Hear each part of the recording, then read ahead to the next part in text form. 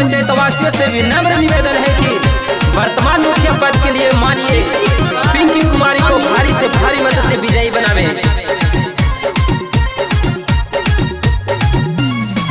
ढचिरैया पंचायत के मुखिया बने है पिंकी दी के जीताई है सुना सुना, पिंकी दी के जीताई है सुना सुना। ढचिरैया पंचायत के मुखिया बने है पिंकी दी के जीताई है सुना सुना। सबके विकास होई सब एक साथ होई सबके आवास होई सुना सुना। गाँव में विकास होई सब एक साथ होई सबके आवास होई सुना सुना। आनंद भैया जिंदाबाद जिंदाबाद जिंदाबाद, आनंद भैया जिंदाबाद जिंदाबाद जिंदाबाद, पिंकी देवी जिंदाबाद जिंदाबाद जिंदाबाद। आपका मुखिया कैसा हो पिंकी देवी जैसा हो।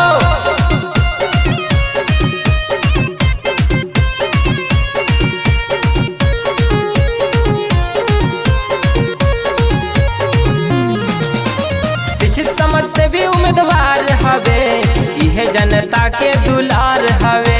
चला पिंकी दीदी के मुखिया बनावे गावे गावे पूरा प्रचार हवे, गावे गावे पूरा प्रचार हवे।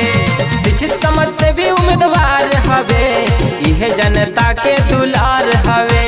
चला पिंकी दीदी के मुखिया बनावे गावे गावे पूरा प्रचार हवे। सुनाए चाचा सुनाए चाची सबके अनाज मिली धीरे धीरे।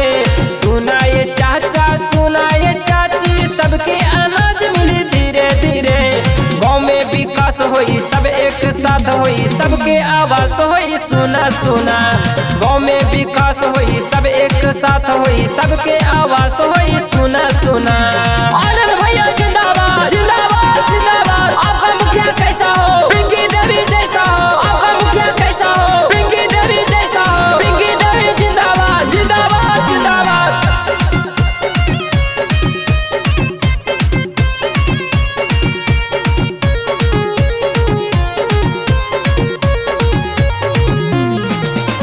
नली गली घरे घरे रोड बनी कभी केहू के दबंगई न चली।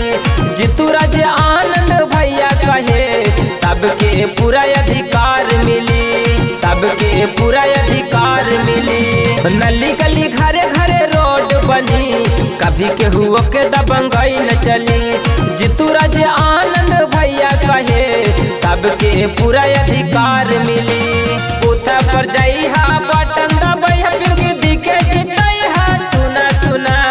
बूथा पर जाई हा बटन दबाई हा मुखिया बनाई हा सुना सुना। सब एक साथ होई गाँव में विकास होई सबके आवास होई सुना सुना।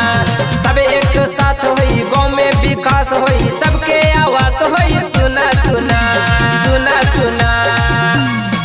ढचिरैया पंचायत के मुखिया बने है पिंकी दी के जीताई है सुना सुना। पिंकी दी के जीताई है सुना सुना। ढचिरैया पंचायत के मुखिया बने है पिंकी दी के जीताई है सुना सुना।